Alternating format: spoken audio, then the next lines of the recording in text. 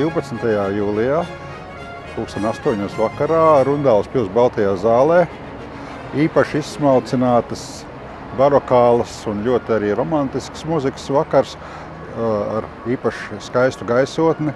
Tas ir slavenais čehu ansamblis Collegium 1704 no Prāgas. Šis koncerts garantē kaut kādu īpašu tādu kvalitāti un īpašu gaisotni, jo ansamblis ir ļoti pieprasīts visā Eiropā.